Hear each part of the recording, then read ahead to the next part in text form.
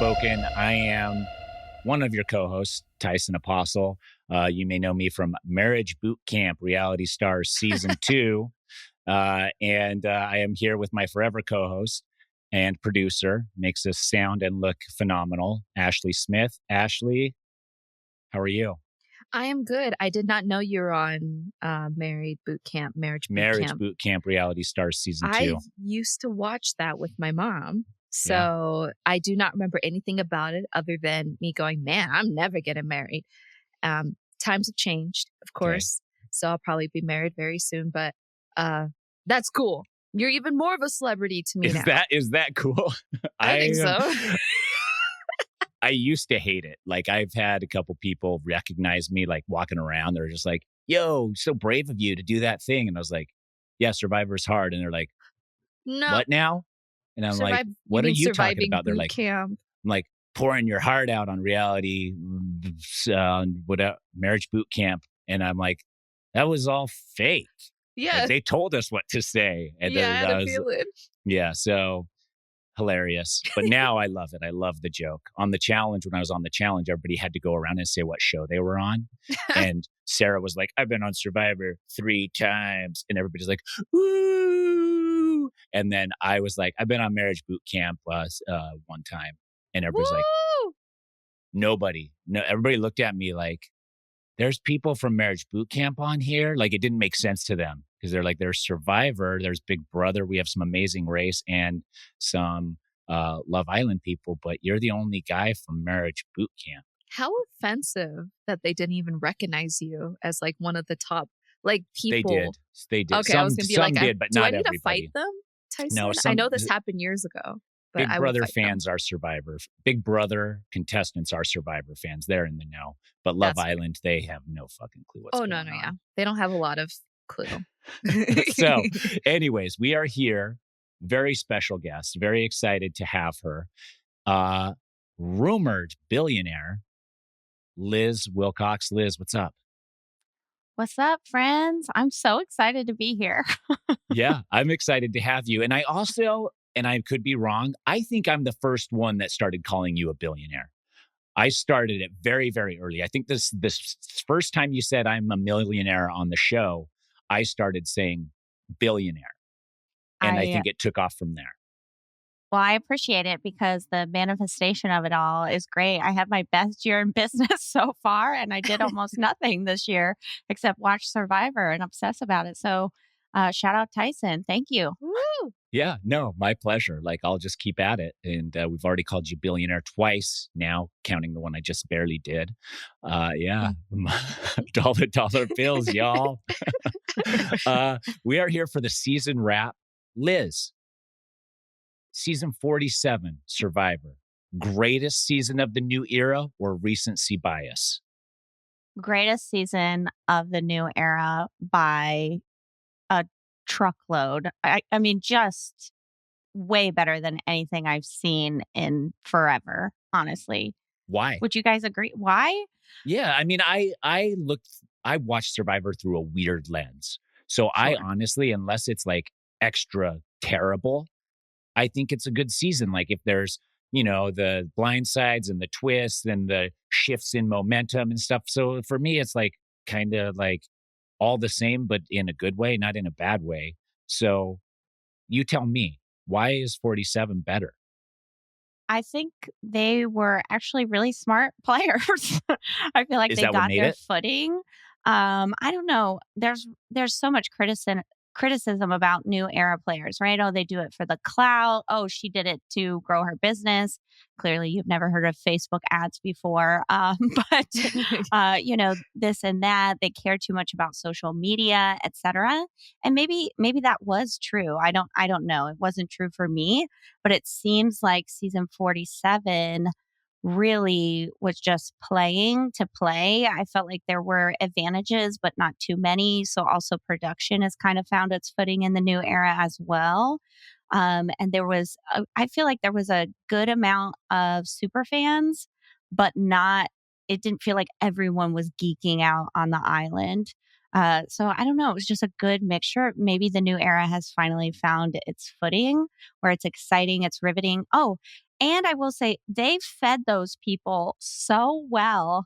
And I will say the level of gameplay is reflected. I mean, you look at players like, I mean, for me, you look at players like Venus, Ben, just from my literal personal experience, we were starving. Okay, like actually starving. I'm still underweight, and I see the doctor quite a bit about my system, and that doesn't lend to good gameplay when you're starving. It's like, oh yeah, vote him out, whatever. I don't give a shit. Like, see you in the morning. Like I can just skip it, right? But this, I felt like they were fed just enough to keep the level of gameplay really, really high. High. Yeah, it is a balance between getting enough nourishment. I don't know if you know this, Liz, but apart from Marriage Boot Camp, I've been on Survivor 4 times. And yeah, it's a fun fact podcast about makes sense now. Yeah, did it before you were like, why? I've never even met Tyson, guys. Like he was just some guy that emailed me and, oh, please, will you desperately, I want you to be on my podcast so badly. Is that how it went? I don't remember it that way specifically, but it could have gone that way. Maybe it's the brain fog from all the food I haven't eaten in the last 2 years. The malnourishment. Right. There is a balance though, like you say that, and playing 4 times and having like that learning curve of dealing with production. You know that if you are extra, like production has come to us and been like, can you guys like move around more and do stuff? I was like, we are hungry. And then coconuts all of a sudden were just like sprouting up from the ground. Like so they do stuff like that. So they have to find that balance of like being underfed enough that you are angry, but not so overfed that all of your wits are there. And I think that that balance is probably pretty hard to hit. Wow. Tyson just blew my mind. I mean, I wasn't eating coconuts, so I don't know. I assume they were probably doing that, but I didn't see one like granola bar popping up in the forest for me. No, those don't grow in the wild. That's hard. It's hard to recreate a granola bar.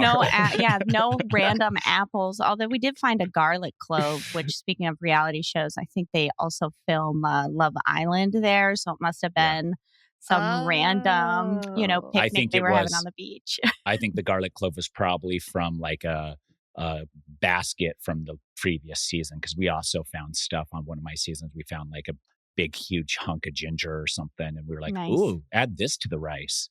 Yum. Yeah, so I think that sometimes you'll find relics from season past. Like I found fishing lures, and they always take it from you if you show it to them, so you got to keep that under wraps.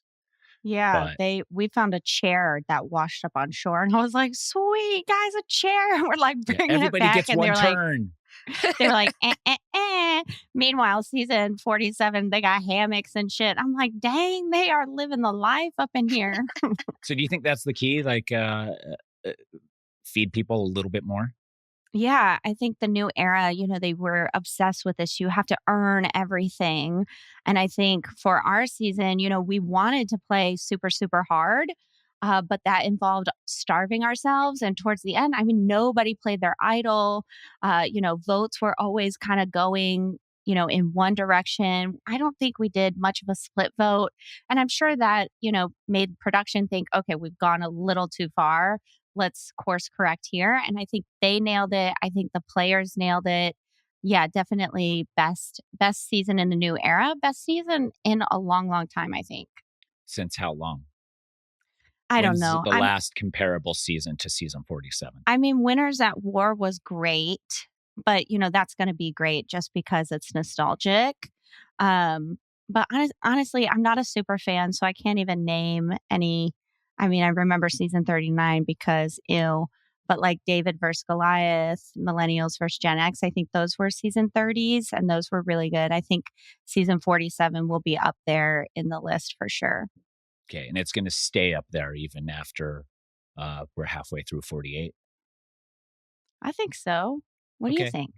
No, I mean, think so. I don't know. That's what I like. I I look at think these so. season ratings, and I don't know how or why or what the algorithm is that makes everybody choose the same top seasons in the top 10. So, but yeah, I definitely enjoyed the season. I think what maybe made it good is that everybody, and we saw this at the after show, everybody played from the bottom at some point. Like, you get a clear group that goes to the end or almost to the end, and then maybe they get flopped on once, and then another rise to power is the one that ends up winning the game. Like, that's like watching people scramble and still get through, and then still not be in charge completely. I think is riveting. Is more riveting than watching, Napoleon march all the way to the end, only to be toppled like 3 episodes from the finale, and then that faction goes to the end. Yeah, I so agree. Like watching season 45, I know people ranked it super, super high, but to me, it was honestly a little Napoleon's boring. It was like, March. okay, this is very obvious. They've Yeah. got the majority, and that's the thing about the three tribes and, you know, mergatory and all this. Like, it's easy, it's kind of easier to have a majority nowadays. So I didn't rank that very high at all. But yeah, season 47, it seemed like people finally understand. And I think Rob has a podcast, wrote a newsletter about this.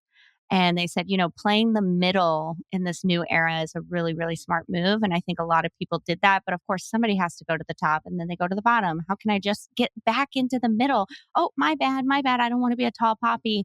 Just put me in the middle somewhere, guys. But I don't need this to be back on top. So that was really, yeah, riveting is a great word that Tyson used.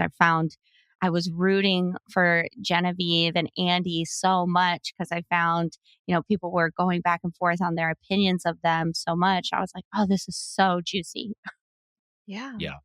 Yeah. That is such a good point because literally everyone was kind of in the middle.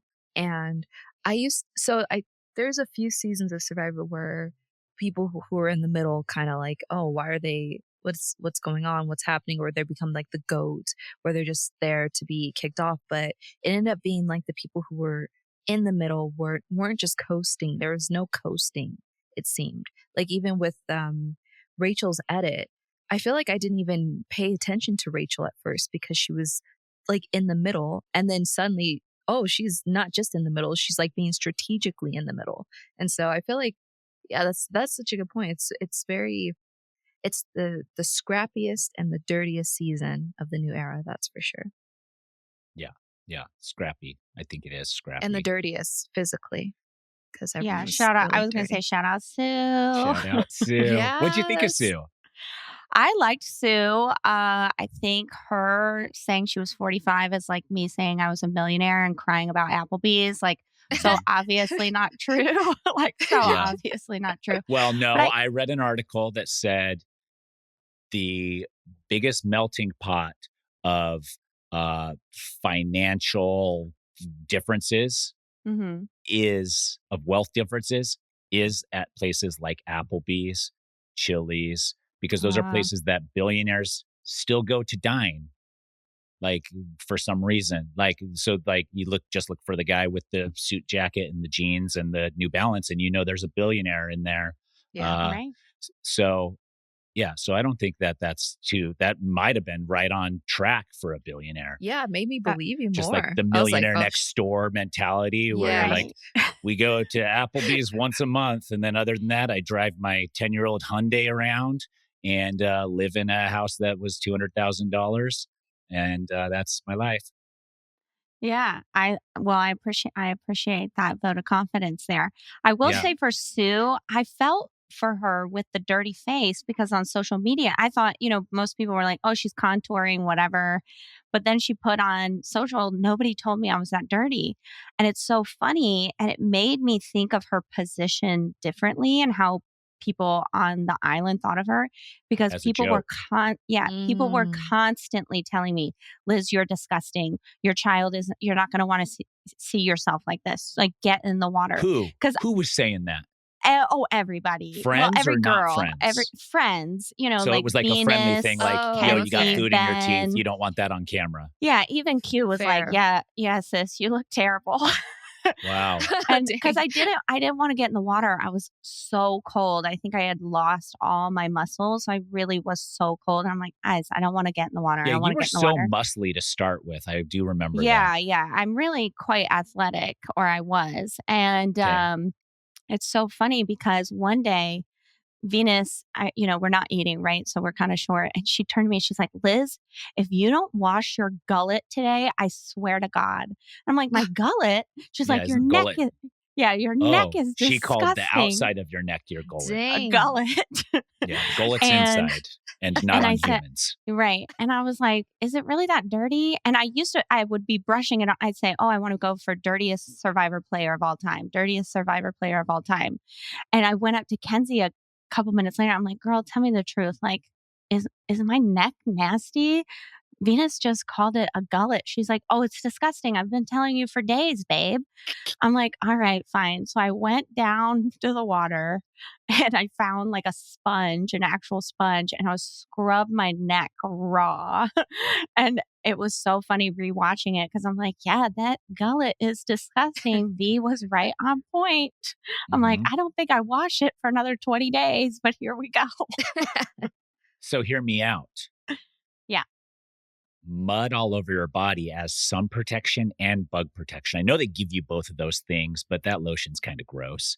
Yeah, I never put it on, not one time. Yeah, me neither. And I'll probably have some very severe skin problems in my future because of it, just from the sun damage. Yeah. Oh, yeah. I've got melasma on my forehead. Thank God I already was wearing headbands because my forehead and my chest is like discolored. And I'm like, damn. I should have put on that.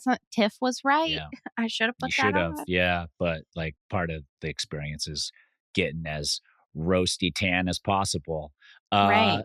I was trying to come home with a hot girl summer, super under 100 pounds, dark as this white lady can be.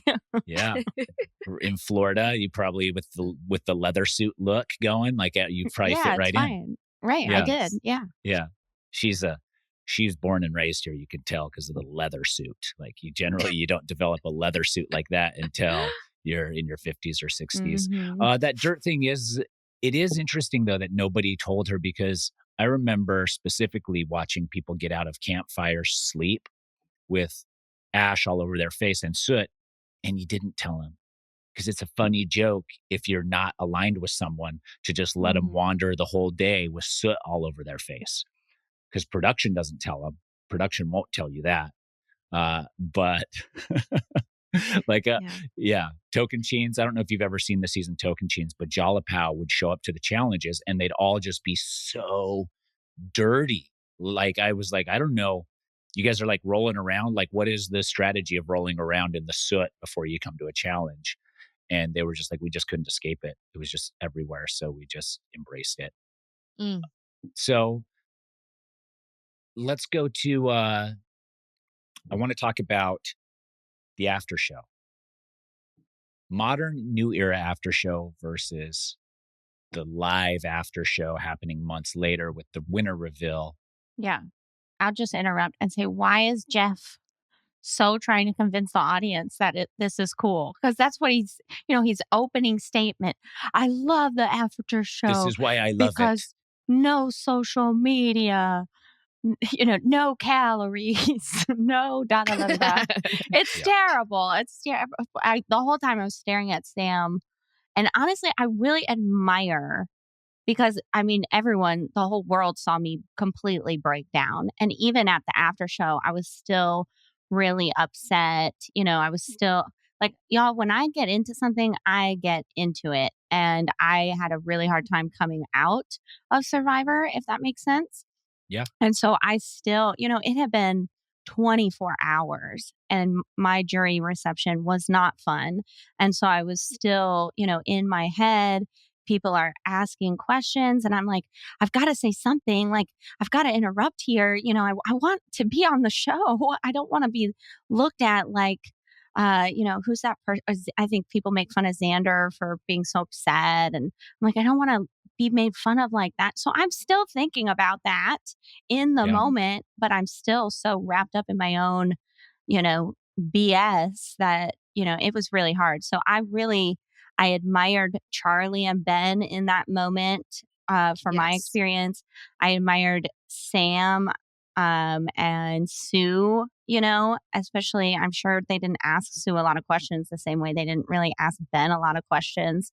You have to be so stoic. And one thing I learned on the island is like, I don't like stoicism. I think that's BS. You should just feel what you feel when you feel it's not genuine. Like we're watching these people, like you said, in their mind, they already know the audience is going to be upset if they act bitter. So like they have to be like, oh, pat on the back to the winner. I'm so glad. If it couldn't be me, I'm so glad it's you. And they're dying inside, you know? Yeah. And that was definitely me. And I had already lost the day before. Like I cannot imagine being second or third place. Yeah. So let's talk about that. So you are not in the finals, but you still have to participate in this after show. Good for you, or would you have rather foregone that after show, and why? Like, well, good for me because I have a huge ego, so I want to be included if it's going to be a thing. Like, if it, like, would you rather like, let's just do an after show later, or like, was it painful later, for you to sure. participate in that after show and eat pizza and drink champagne? Yeah, later I mean, even 7 days, and I mean, this isn't about the after show, but even if they left the players out there for an additional 48 hours to sort of resolve, but it's like maybe 18 hours and then you're on a plane.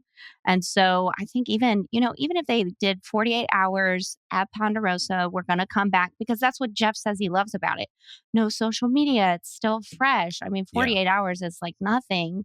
Right. And so I think that would give people a chance to, calm down, regulate the nervous system, as the cool kids say nowadays. And it would Do they say that? Regulate the system? I think Hold so. space. I'm not a cool kid, but I see them online. Okay. And I'm too old to be cool. So, yeah. Yeah. I'm trying to take notes here. Yeah. Even a couple days, right? It can't cost that much to rent out their Ponderosa or whatever, Yeah. I think that would really help.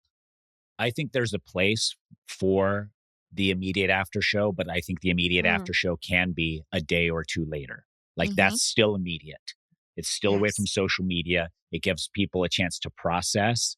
Like, yeah, you're not excited to eat pizza, and then you're trying to eat pizza on camera, and that doesn't work either. But I like getting that perspective a day or two later. I think it's cruel to the runners up, and we're not getting honesty from them in that moment. No. But the after show after the show airs is great because the players react to the edit. They react to things they didn't see like they see in the show, and they're like, "Oh, I had no idea that was going." Like you get to get a whole new perspective of the show and what was happening because these players have watched it and then get to respond to that. So I think you got to do both. Yeah, I think why don't we do both? I think you have a half hour of a 2-day later after show where everybody's cleaned up and the runners up. Yeah. And then the normal one for a half hour or something like that. Everybody was in LA anyways for a watch party. So why not just throw an after show too? Most reality TV shows do like 2-parter reunions anyways. So I'm kind of surprised that Survivor never really got or isn't really into it right now. Cause I'm like, I know I'd watch it. I'd watch I'd watch 3 parts of a reunion just to see everyone's reaction to after 2 days and thinking about how that person won, or a reunion after they've watched it. That's the best part of a reunion because they've watched everything and now they can say more things. They could say, "Oh, I saw what you said about me on the confessional." Not to say that it's going to be as fun as like a Real Housewife reunion, but I think it still is a missed opportunity to just kind of just spread it out a little bit, guys. Yeah, you know what they should do? So everybody's got an exit interview, right? When you get voted out or you lose fire, they make you go to talk to the camera one more time. But the final 3, they don't do that at all. That's what they should do. That's what they should do. Have the winners is extra long, right? Oh my gosh. I mean, that's the most exciting moment of their lives at that point, probably, right? Yeah. I would love to see, I'm getting excited thinking about seeing their genuine reaction. They're not worried about, oh, well, the second place was great. Right. And, I got to be humble in this moment. Yes. Because you're worried about hurting their feelings because you can't be like, fuck yeah, I can't believe my life has changed forever. Easy street. I'm above the law. And then you look over and you're like, oh, sorry to you guys that you don't get to live that. I do now. That's my future. I think that's why I reconcile, why did I not make fire? Why did the universe not give that to me? And I'm like, oh, because you are the opposite of humble and you would have rubbed it in everyone's face if you would have won. You would have been like, fuck yeah, bitches. That's what I'm talking about. Meemaw Wilcox out. I would have been so obnoxious. I would have been the most hated winner of all time. Would you have won after that, though? Would they have voted you to win after you said Meemaw Wilcox out? Oh, that would be after the win, right? Oh, after the win. Yeah. Right. That would be after the win. I would be like one of those obnoxious football players. Awesome. Dancing around, right? But yeah, I would love to see a raw reaction from a winner, everybody celebrating, signing the thing, and then they go to final exit interviews. Because I think, especially if I got second or third place, well, y'all saw my fourth real place. Honesty. We get to see the real honesty of that too. Yeah, I agree. Yeah. I agree. I think that would be so much better. And then, 48 hours, 30 days, or live reunion, whatever comes next. I think, and that would bookend it so nicely because every episode ends like that anyway. It's not like it's, anything new. Anything. Exactly. Yeah. Mm-hmm. And you could run it in opposite directions. You could still do the after show first and then in the closing credits have the exit of all 3 of the finalists or the 4 that are still remaining or whatever it was. But yeah, I agree. I like that idea. I think that would make sense because I want honesty from them. That's all I want to hear. That's what resonates with audiences. That's what resonates with me. That's what, when I go out on Survivor, my number one goal is to say the things that I think the viewers at home are thinking in their brain. Because that's what... Well, it's to say what I'm thinking because I assume what I'm thinking is what people at home are thinking when they're watching the show. Right. Yeah. And I think that's what makes a great confessionalist. I think that's what makes good characters is people who are being honest on TV. I agree. Both of you are really good at that because Tyson, you're known for your confessionals, and then Liz, you're known for I'm pissed. But to be honest, both of you just know exactly what we're thinking. I mean, honestly, I get hangry every day and I have barely starved. You know what I mean? And so I would have been pissed too. Shit, I want some fucking Applebee's. It's good. Yeah. So I think you both being honest on TV is not what a lot of people do anymore. And when it happens, it kind of blows everyone's mind. And that's why you both are so memorable for audiences because you're actually I know. I'm like, oh my gosh, what's your name? Yes. What are you doing for dinner?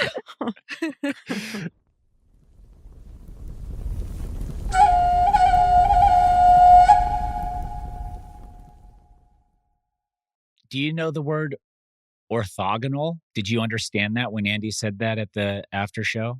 Well, orthogonal, I was like, right angle. Right. I was like, not Oregon, but what's the 8th or the 8-sided octagon? Thank you. Yeah. I was like, oh, so it must be not, I didn't think right angle, but I thought, oh, it must just be completely obtuse sort of angle. I liked how as soon as he said that, Jeff was like, okay, you're done talking. He made a joke about it and then just cut him off. I'm going to Google it right now. No, I didn't Google it. That's what Andy said. I don't think it means right angle. I feel like it means obtuse. Yeah. Oh, no, I'm wrong. All right, shout out Andy. Yeah. Shout out Andy. Well, Andy, you could have had more time in the sunshine, though, if you wouldn't have said that word, because Jeff cut him off immediately after he said a big word. He said, oh, yeah, we don't do that. Which that's so irritating. Like, okay, shout out Andy because he's my favorite and he got the edit I wish that I would have gotten. Okay. And, someone like, let's say Drew from season 45, if he said a big word, oh my gosh, Jeff is salivating, right? Yeah. But someone like Andy, who he perceives XYZ, oh, orthogonal, whatever, bro, get out of here. Like, let's go back to Rachel or whoever he called on next, right? Like, don't call him out because you think he's an idiot. Like, obviously he's on Survivor. He's not an idiot. He's not. Yeah. He just used the biggest word ever used on Survivor. So yeah, he probably did. Right. Like, where's his flowers for that, for saying the biggest word ever on Survivor? Because we get Caroline being old, we get Rachel winning challenges, but like no big word flowers for Andy. That's bullshit. Fair. Just most improved student. Yeah, just most improved student. Yeah, most improved. I mean, that's something. So let's talk about Andy's edit then. Like, what was it about Andy's edit that you wish you had had for yourself? Well, they just showed him being incredibly aware and course correcting, right? So my edit in comparison just showed me being an idiot and like, just crying all the time or whatever. So you're saying there's no truth to the edit that you received? But I just think, I was incredibly aware. Like, I'm an incredibly aware person. And so I was like, oh yeah, they see me as XYZ. So I'm playing into that. And the whole millionaire thing, like, oh, that's never been lied about before. So of course they'll believe me and they'll, kind of put me in the middle, right? Which is where you want to be. Like, oh yeah, Liz, she's kind of weird, but this or that, we'll use her for a vote, which is what Andy was doing and they showed. And I loved it. Andy, shout out you. I loved him. First of all, in the preseason press, he said something like, the most overrated, his hot take or something was like, yeah, idols, who cares? Like, it's only powerful if you use them and people put too much weight on them. And of course, cut to me snoozing at final 7. Like, yeah, I'm not going to look for an idol, guys. And again, that was something that they edited out. I said all the time, like, I'm purposely not looking for an idol because this crowd is full of egos and they'll cut you for any reason.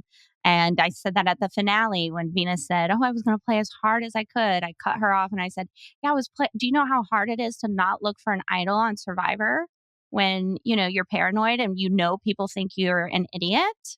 Like, do you know how hard that is? That's also playing super hard. But of course they cut that because they just wanted me to cry some more or whatever. But it's honestly, my edit is the same as Andy's. I think it'll just go down as like super character, incredibly memorable. And if you're not going to win, that's what you want anyway. Mm-hmm. Incredibly memorable. Incredibly. Are you allowed to say that about your own edit? I mean, you did. Yes. So absolutely. Yeah. I've never asked for a permission slip before, so okay. Stay humble, folks. Stay humble. Yeah, stay humble out there, guys. You heard it from Liz first. Incredibly memorable character, Liz Wilcox. Did Applebee's ever reach out to you? Let's talk about that for 1 second. I think we should, because why would they not? They should reach out to you. Whoever is running their marketing team, I'm talking to you directly now, so turn up the volume. Mm-hmm. Y'all have missed the boat. Y'all have missed the boat. You did miss the boat. It's too late now. Right. They did reach out to give me a care package. So they sent me a headband. They did their research. They sent me a headband. They sent me a fanny pack. They sent me like a bucket hat. So all things that I would wear, except that they put Applebee's logo everywhere. So of course I'm only wearing them to Survivor events because, I don't do free advertising. That's how I'm a rumored billionaire. I don't do things for free. Yeah. So Did they I give said, you a burger? I said, the care package, I got it. I received it. Great job. Thank you so much. But let's give the people what they want. They really want a commercial. How cool would it be for me and my daughter to be watching Survivor at Applebee's? We just, it could be a 10-second ad that they run. And they said, oh, that's a great idea. I said, here's my email. I'd love to connect. My assistant can get something on the calendar for us. never heard back. And then, of course, after the season finale, you're exhausted, you're drained. So I just went completely offline for about 90 days and I never heard back. And then I had to get back to work. So yeah, they missed the boat for sure. But you had email contact from them. Did you at least add them to your email lists? No, that's number one, that's illegal to just is? add someone to your email list. Yeah, that's against can't spam laws. Mm-hmm. No, I knew that. I was just testing you. Right. He knows he's only ethical over here. But yeah, no, I didn't get their email. I just was like, if it happens, it happens. I didn't go on Survivor to be like an influencer. I already influence make enough money, right? Yeah. And I love my job and y'all, honestly, like people ask, oh, are you really rich or whatever? And I say, yeah, I make decent money, but I'm actually rich in time. Like, I don't know anyone who has more free time than I do. Oh, it's a competition. Let's go, Liz. I only work like 4 hours a day every other week. So, nice. If you wanted me to be in the commercial, you'd call me. If not, like, I'll see you at the beach. Okay, I got bad news, Liz. Do you work less than me? I do, but I've only worked less than you for 45 years. I don't believe it because before we hit record, Tyson said that, I work from my phone, but I don't have to be on my phone, but I have to be on my phone all the time. Yeah, it's true. Where I don't have to be on my phone, but I always am. Yeah. So it is like, that's why I'm getting a dumb phone so that I can just put it to the side. Well, now we've got a new competition going. I could go to the beach every day, all day. I just have to have my phone there with me. See, that's where we differ. I left. Set it down, shut it off. I left everything, my work email, my cell phone, everything for over 90 days this year where I didn't even work. Yeah. Or think about work. Because that is overwhelming to get home from Survivor and see the email stack and stuff. And I also, when I get home from Survivor, I set all of it aside make space just for myself, just because you get home, you're overwhelmed. You come back to like a influx of technology that you'd been absent from for so long that you're just like, I just need a little more time to breathe before I jump back into the rigmarole of it all. Yeah. So you did 90 days. Yeah. Well, when I I was talking about just this summer, no Survivor. Oh, this summer, not Survivor. Okay. Just because I just needed to go away. After Survivor, I took 60 days, an additional 60 days off. And luckily I had a team. So I came back to like no emails and, only like 3 to-do lists type of things. I really needed the break. And my sister tells me that this is extremely rare. And Tyson, I feel like you might be in my camp. When I went on Survivor, like there was absolutely no doubt in my mind that I was going to win. My sister says that's probably rare. No, I think you have to have that to go on Survivor. That's what I you told have her. To believe that you're going to win. I liken my attitude. Professional cycling is that's where, like, I was a professional cyclist. 200 guys at the start of each race. Majority of those 200 will never win a professional race in their entire career. Right. All of those 200 believe there is a chance somehow that they will win that race that they are lining up for that day. And that's the attitude you have to go train, to get on the start line every weekend. Like, without that belief in yourself, you couldn't. And I think Survivor is the same. Without the belief and that hope that you can win this thing, you wouldn't apply. You wouldn't show up. You wouldn't take time off of your regular life to do that unless you are just a true absolute narcissist who just wants to be on TV. But a true absolute narcissist will also believe they are going to win. So I think that they're like, that's the exact person. I think that people who believe like that in themselves are few and far between. But those are the people that make it on the show.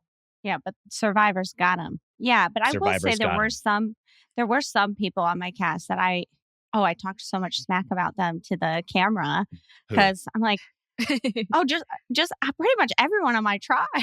Okay. A shout out Nami and the gang. Oh, I can't believe I'm here. Oh my gosh, da da da da da. And I'm like, I literally would look. I'd be like, well, what are you doing here then? Yeah. And they'd be like, Love what? it. And I'm like, this is a pep talk. Don't. I'm not dissing you. Like, what are you doing here if you can't believe it? Like, of course I believe it. I applied and they called me 15 minutes later. What are you I'm going to win. Like, come on. Yeah. Mhm. It just felt like, like, oh, yep, this is the thing I'm doing. It felt so natural. It was like, yeah, of course I'm here. And I would say it to Jeff, and Jeff told me later, he's like, I did not know how to read you. He's like, I didn't know if you were being funny or serious. I'm like, oh, well, when I tell a joke, you'll know. And because he would be like, oh, final five. Did anybody guess you would be in the final five? And I was like, yeah, of course. And he was like, all right, hotshot. Who do you think's going to win immunity today if you know everything? I said, not me. Anybody but me. But I'll So be you here tomorrow. believe that you can win Survivor, but not that you could win a challenge. Correct. I mean, and I think I proved that properly. I mean, one theory was proven false, one was proven true. Okay. But yeah, Jeff was he said, Liz, you're like you know what he did say, Tyson, which is so funny. I think you guys will laugh. In the casting process, he said, Liz, you're the most confident weirdo I've ever met. And I was like, have you met Coach?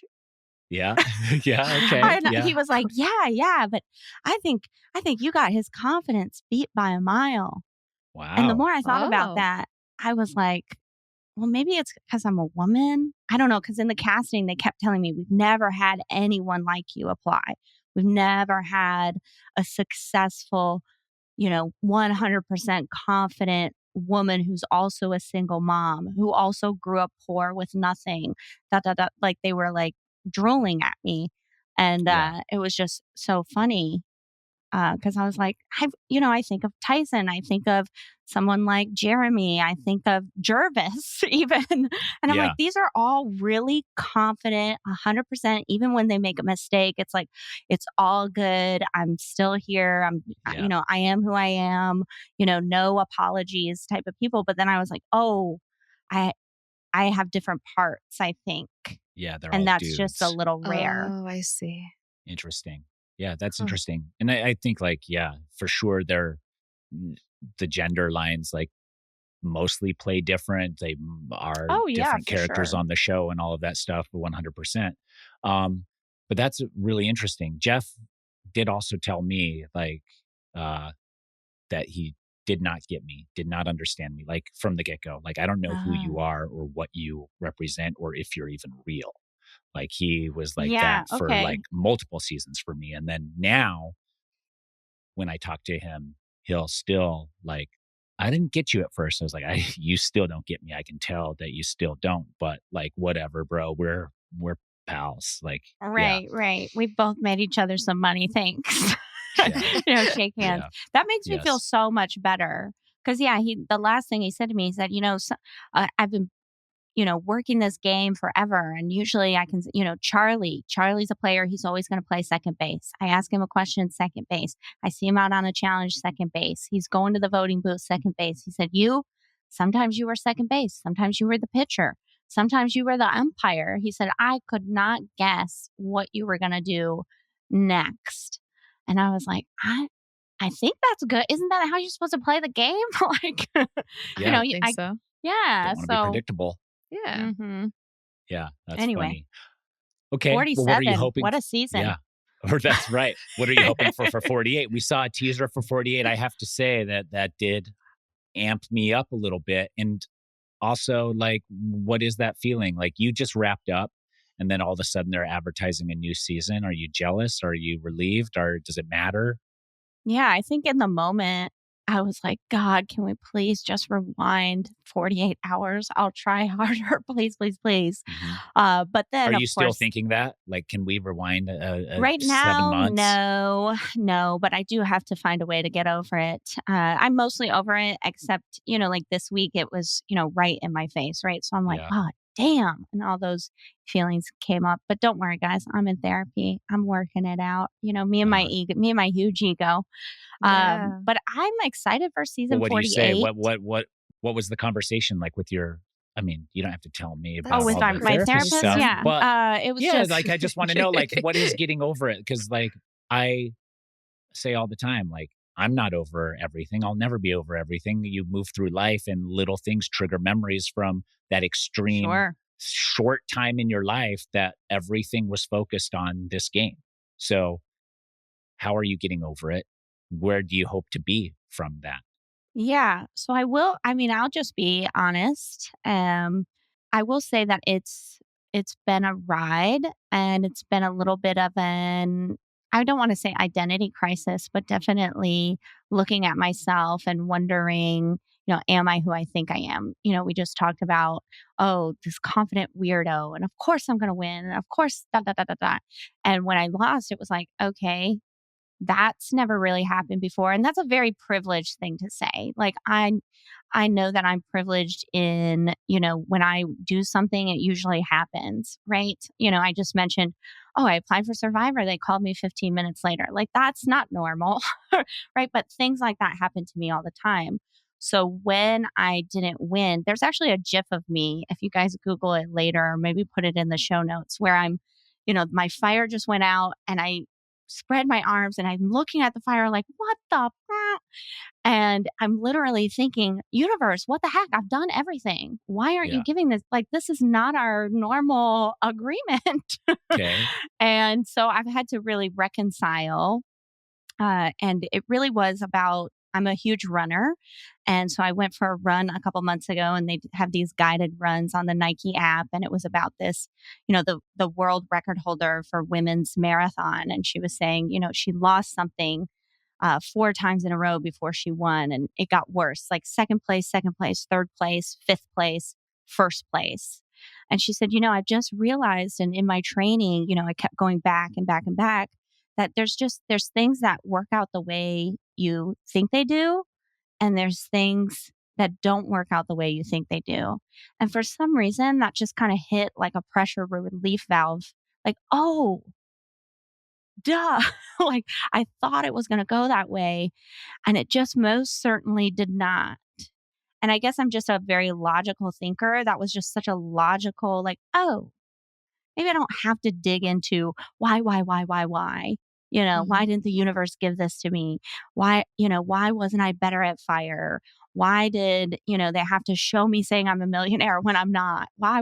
It was like, oh, I thought it was going to go X way, but it actually went Y.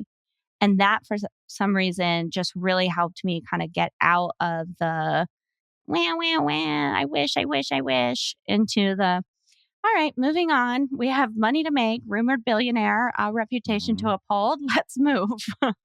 Yeah, let's get there. I think that's normal. Those are normal feelings after coming off. I mean, I still go back and I'm like, at a certain point, I was leading the second play-in for Winners at War. And if I would have gotten in a second time, won in both times against 16 players, how could they not have given me $2 million at the end of that? And I'm like, and then I would have been undoubtedly the greatest of all time.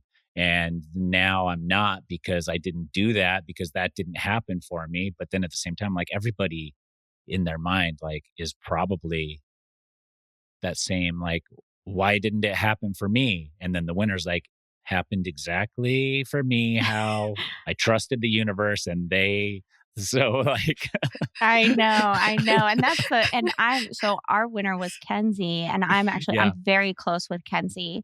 And I've told her, especially the beginning of our friendship outside of Survivor, I'm like, sometimes, some days, like, it's hard for me to be friends with you, because it's in stark contrast to what I believe about myself.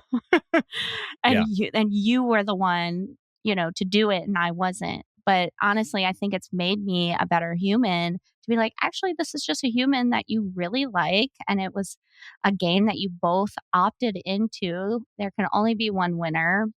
It doesn't make you less than. But I will say, when I went to her house, I went to her wedding. I was the only person that went to her wedding from our season. And when Were you the only one that got an invite? Is that, I don't know. Liz is the only one that got an invite, guys. Yeah, right. Sorry, Kenzie. No, I don't know. I think she invited a few other people, but I was the only one that could come. But it was so, I never felt more dumb in my life than going to her wedding. I don't even know if I've ever told her this, so I'm definitely going to have to send her this. To see the way her friendships are and her relationship with her now husband and just the magic that she has in her life, I was like, Liz, you are the dumbest human on the planet. How could you not have seen this? I don't care how starving you were. How could you and Ben and Charlie and everyone let this human get to obviously she won, you moron. Like I went home feeling so stupid. Really? Wow. Yeah. I mean, but I also had a lot of love and respect. And I was like, well, yeah. And honestly, I was like, if I didn't win, of course this person would win, because my life is very similar in a different way, but very much like, there's magic in my life. It's the only way I can explain it. And I was like, oh, she just has a little more pixie dust than you, Liz. That's okay. You've got the masculine energy. It's fine. Okay. What do I have? I think you have magic about you. That confidence in itself is magic. That ability for someone like Jeff, who dissects people, I feel like, for a living, to say, I can't really see you. I think there's something magical about that. That's a compliment. You know what it is? This is going to sound really silly, but on Twilight, the movie Twilight, Bella, when she was interacting with her love interest, he couldn't read her mind, didn't understand her. She had the magic. She was very important to the story. You know what I mean? Mm-hmm. Jeff is Edward. Wow, we're Bella. And we're Bella. You're Bella. Okay. I'll take that. I haven't seen Twilight, hysterical. But Liz, going through all of that, what advice do you have for these 47 people? They finished filming not that long ago, 4 or 5 months ago, 3 months ago, 4 months ago. What advice do you have for them moving forward? Shit, man. I don't know. I don't know. I'm not the one, I'm never one to lie. I don't know. It would lean on each other. No. If you've got a good friend, maybe lean on them, go to therapy, take advantage of all of the survivor aftercare, and don't take no for an answer. If they deny a request, then ask for the exact reason why they are denying your request, so you can have it in writing and you can escalate the situation. Okay. Yeah. That's great advice. Even and for see a me, nutritionist, which they will also pay for. Whoa. I didn't know any of that. I don't care. They gave me the money. They'll have to take it back. And will they pay for do they pay for root canals? Because I had double root canal after Winners at War. Well, you should get that workers' comp going. Yeah, do you still have the bill? Probably. I don't know. It was 4 years ago.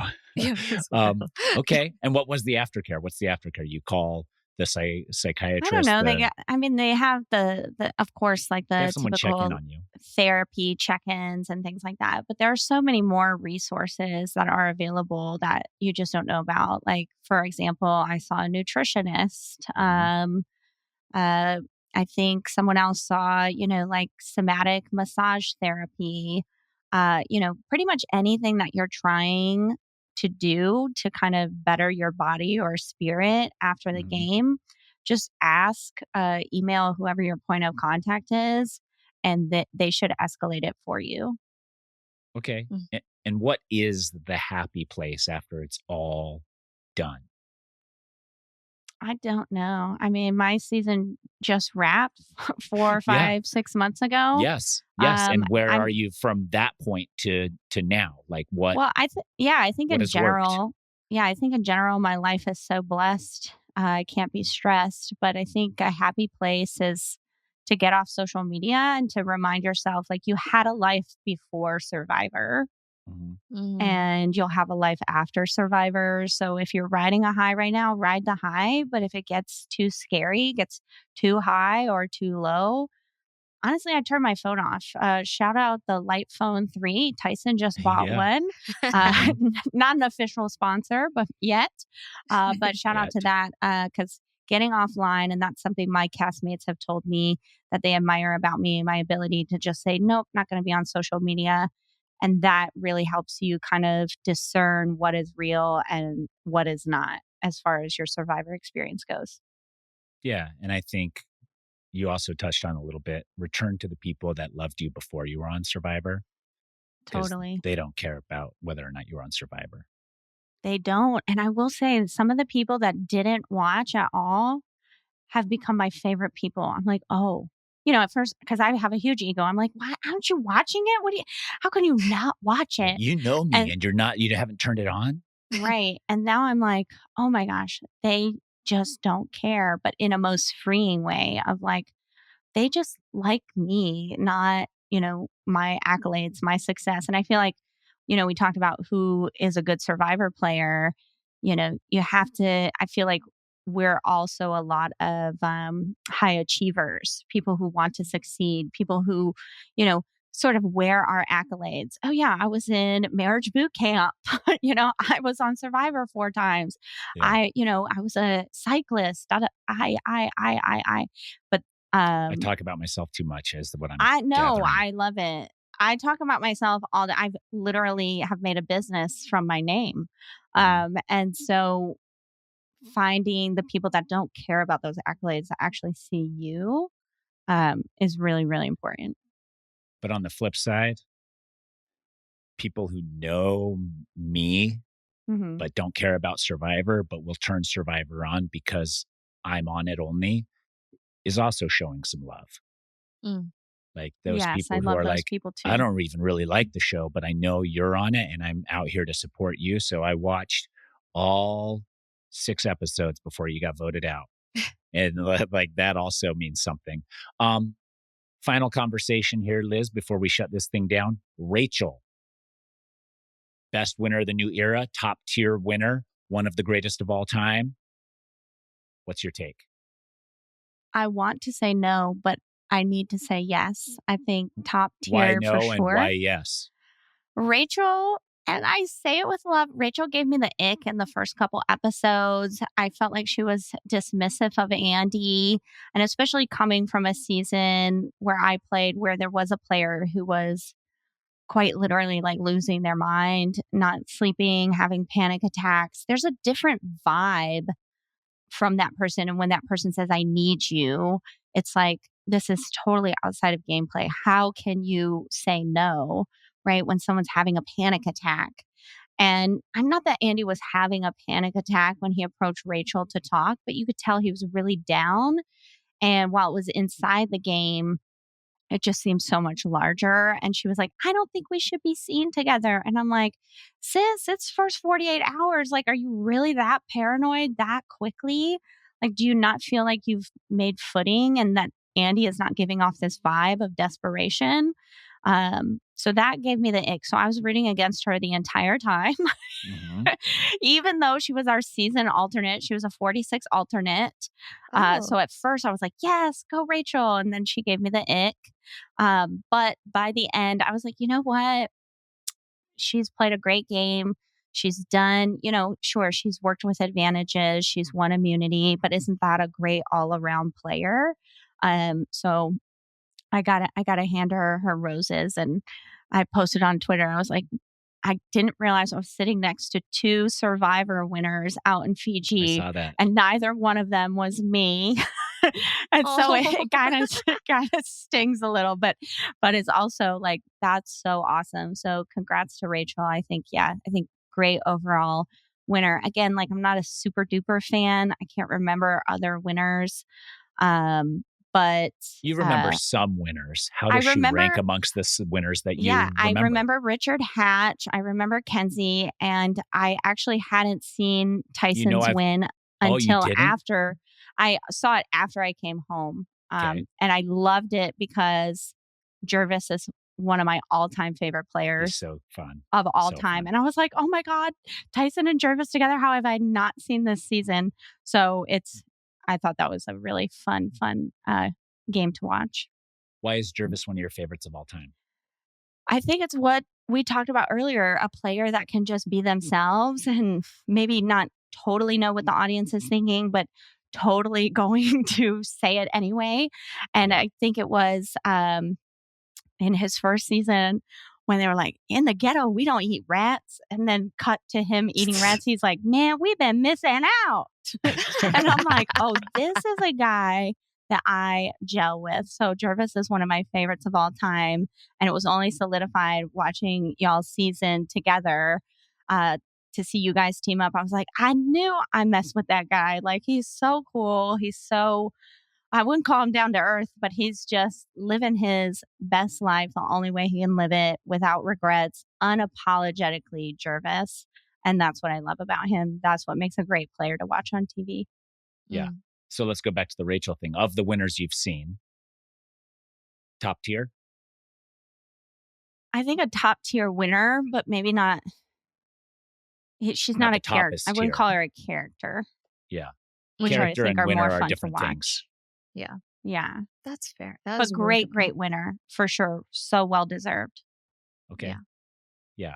And again, I have a hard time ranking these types of things, but yeah, me too. Good game. Definitely good game. Like, she deserved it. Like, I'm watching it, and sometimes you watch it and you're like, did that winner, was that the right choice? But like, here you're watching it, you're like, that's the right choice for that jury to crown Rachel the winner.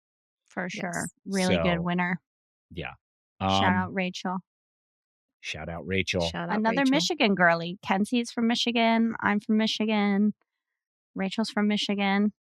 All the best seem to come from Michigan. Mm-hmm. Which one does not belong? You tell me.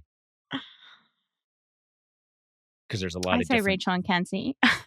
Because there's lots of different lists that you could put those people in, you know? So, like, which list is the most important? I mean, I'd share a bourbon burger with Rachel for sure.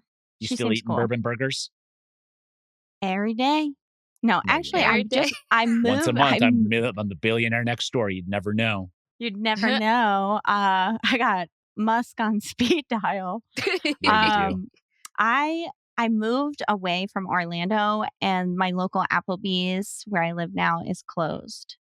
Oh, so man. They were shutting a lot of Applebee's down. That's because they missed the opportunity to get Liz Wilcox on a commercial. It's probably because they spent so much on that Survivor campaign. Mm-hmm. Those Dollaritas couldn't save them. Nope. They'll bounce back. They've been around for a long time.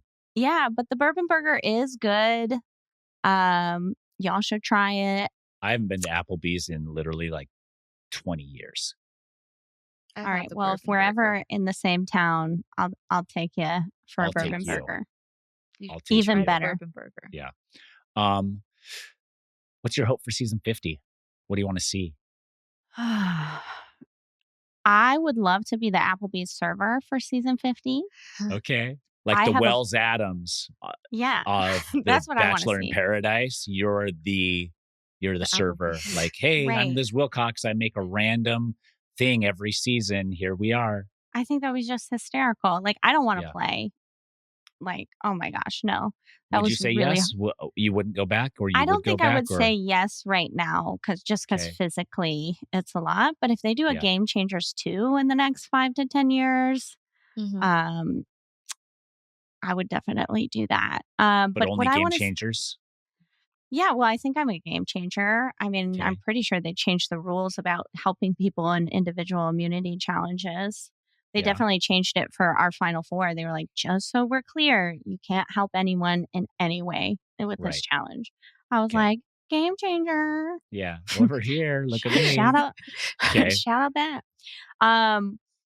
Season 50, I'd like to see a good mix of new and old era. But gosh, I hope it doesn't go the way Winners at War does, where one just gangs up on the other, because that's boring TV. I don't want to see crazy advantages. We were in the minority too. It wasn't split 50-50. So old school was the minority on both tribes. True. Yeah. And I'd just like to see them have fun. Like, I'm with Jeff. Let's have some fun. But I want to see like season 47 had great gameplay, I would expect it to be, you know, at least twice as good as that this season. Okay. Like some real players. Maybe a few characters, like just for shits and giggles. Oh, this person's hysterical, or this person's Number one characters whatever. that you want back. I don't know, Tyson. What would you think? I mean, if you can get Banu, maybe like just someone that's so. I want someone that's not going to learn from their first time on the show. Yeah, like same. No learning curve. So they go back and they're just like, I got this under control, and then they revert back into a complete spiral of insanity. Well, I think they're definitely casting Q, and I think that fits. Okay. Yeah. You don't think Q would adjust his game if he goes back? No way. Okay. No. Okay. So I need those people that think that what they did worked. They just like got unlucky and they're going to do it again. I mean, yeah, I think we talked about if, you know, Q, I would think if I played my idol, I won the game. Yeah. Right. Okay. Right? I can be whoever I want to be. Okay. Right. But I would, and that's no shame to Q, because I think the same. I would play the exact same. I would just practice fire is all. Yeah. And would you have to say Q and trillionaire I are actually at really that similar point? Characters. You'd have to say trillionaire at that point, though. They're like, since the show, I've become a trillionaire influencer. I'm on the cusp. Yes. And I own Applebee's. I'm on a social media you've never even heard of. Yeah. It costs so much. Only people with Amex Black cards. I have a Bitcoin called Bourbon Bitcoin or something Bourbon like Bits. that. I'm a Bitcoin billionaire. Yeah. You wouldn't know about it. Yeah. It's too like only the insiders know. You know, I would like to see Marianne back. Okay. I think she was just fun to watch. She was gritty with a smile on her face. I think she was fun to watch. And honestly, y'all, sue me. I love Romeo. I love him eating the rice out of the pot. You know, I think when Omer said, he's like a cockroach, he just keeps surviving. I think he would be a player that would come back, but with a change, right? But he might be an interesting one. Yeah. You do want to see those. You want to see those people who have made the change and adjust.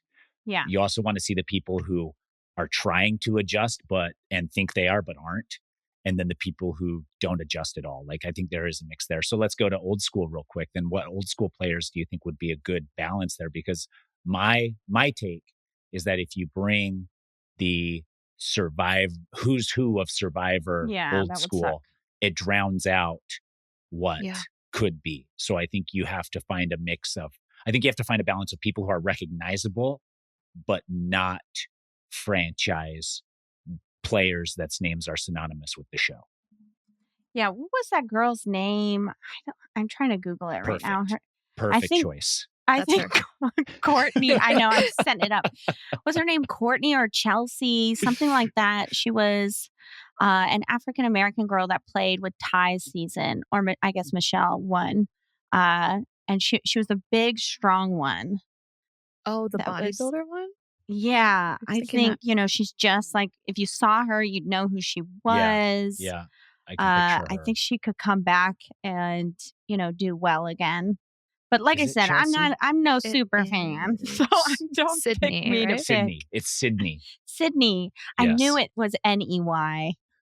Yeah, it is Sydney. You know, players like that, where it's like, if you saw them, you know, they did really well on their season. Yeah. Also, shout out Ron Clark. I would like to see him play again, because he's just a creative human. And I think he would do well. Is he a good, for me, I'm not. Even Ron Clark doesn't ring as Survivor-y-ish of a celebration as anybody from the new school era. I don't think like he made a mark enough. I don't remember him playing. I just remember his name, and you got me on the spot. I'm so bad with names. Okay. Like, even on the island, I was like, would Jerv be a good fit? You want Jerv back again? And Jervis, please, God, put him on my TV screen. I want to see him, you know, catch a fish and rub it in everyone's face. Richard Hatch? You want Richard Hatch back? I could see Richard Hatch back. Richard Hatch. Do you think he would play? I like that. You think he would play? I think he would play. Sure, you're right. Yeah, I think I saw a headline that there's still some taxes owed. So, yeah, I think he would play. I am team Richard Hatch in that I believe he did pay his taxes, and I believe him when he says that there were no tax laws back then, and they just wanted more of his money.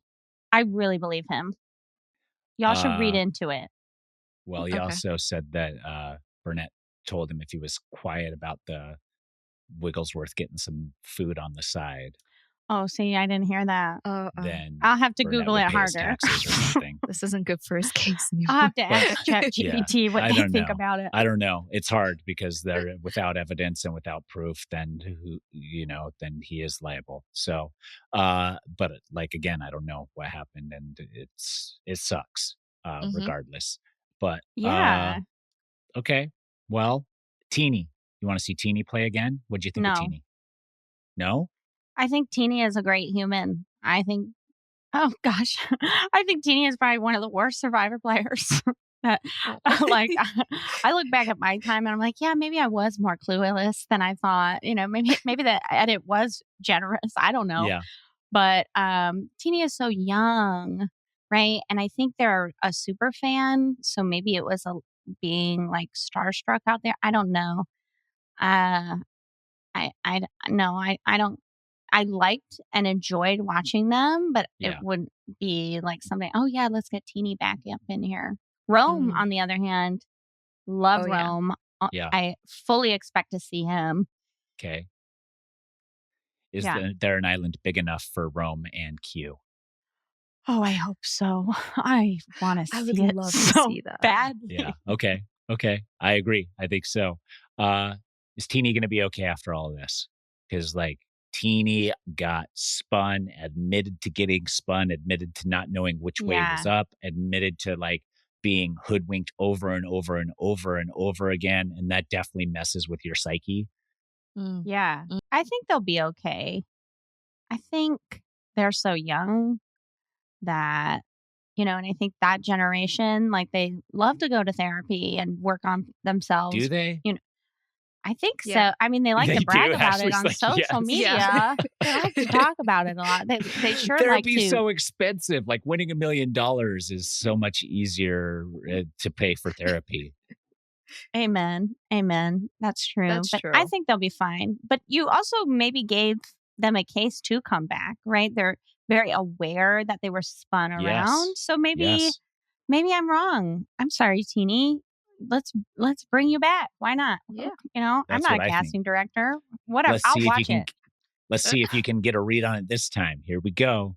But I also think being that young it's hard. Survivor is at 23, you get close to $1 million, and then all of a sudden you got to go back to regular life where you're making $15 an hour at Starbucks. That's hard. That's a hard pill to swallow. And not that I don't know what Teeny does for a living, but what I'm saying is I went back to a regular $20 an hour job after my first time on Survivor, and it sucked because you're I was so close to just having it a little easier and not going to this job that is fine, but it's not $1 million.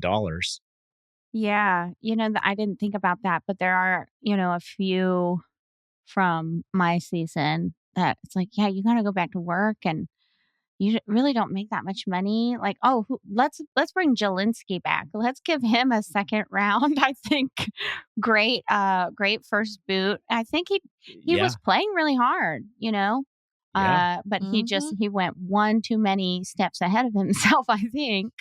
Or several steps ahead. Several steps ahead. Yeah.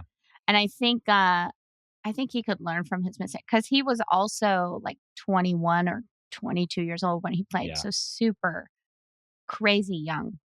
Yeah. Very young. All right. Anything else before we shut this thing down?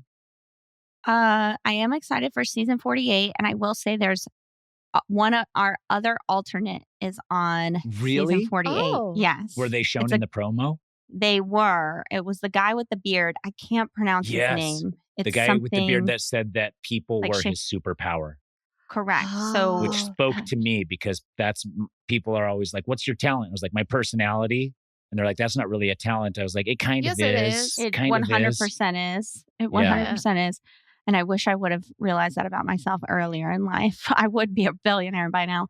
So I think his name's like Shaheen or something like that. I can't remember. But if he wins, it'll be like 3 season 46 winners in a row. So I hope he wins, honestly. So he was the other alternate. Correct. Yeah. So and there were two alternates, a guy and a girl? Correct. And he was playing so hard.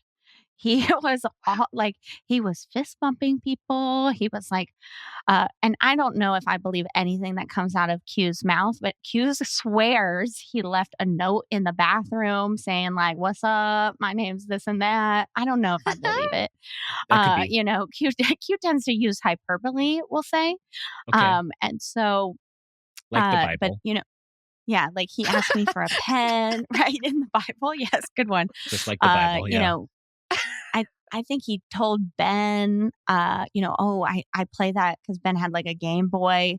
Oh, I play that, you know, at home too. Like he talked to almost everyone on the island. So he was playing hard. And are people his superpower or were people like clocking him immediately?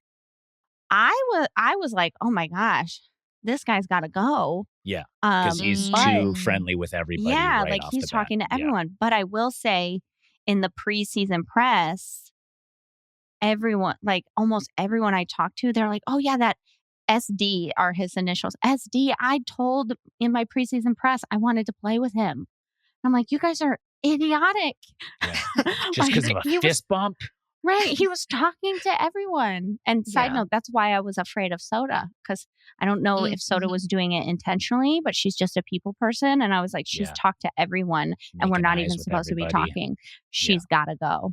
But anyway, I hope that he wins because that would just be like a fun fact about Survivor. But yeah, I think he's going to come out of the gate playing incredibly hard. Because I think he was trying to get one of us kicked out so that he could play. So he was already strategizing. And did you know when you went out there that they were the alternates or they were just contestants in the mix? Like they don't tell you who the alternates are or they don't. They don't tell you, but they tell you that, hey, there are alternates. Take these rules seriously. So they're standing right. They could be standing right next to you. And we only knew on the day before filming started. Because we took, you know, like the cast photos and videos. And I got to say, I noticed SD because he was talking to everybody and he has this big, beautiful beard. I didn't even see Rachel until she must have been sitting in a place where I couldn't even see her because I didn't even see her until when we came back up the hill from taking the picture. I was like, oh, I didn't even notice her. Yeah. Wow. She's such an under the radar player. That's her gameplay. I mean, again, shout out Rachel. Great winner. Can't, you know, if she played again, that would be exciting to see. Okay. You heard it from Liz first. Liz, thank you so much for your time and your energy and not going back on 50 then you say. You don't have to tell us. Let's keep the listeners guessing. Ashleigh, we'll keep the listeners guessing about if Liz will be a server on Applebee's. Yes, that's the hope. That's the hope. So they call you and you're like, won't play, but what I will do. Okay. Correct. I would 100% do that. That'd be so fun. Okay. Well, we loved having you, Liz. Ashleigh, thank you as well. To all our listeners, this is the end of this season of The Pod Has Spoken. Thank you so much for tuning in. We will be with you next season a little earlier. We'll get some pregame stuff going. Until then, see ya.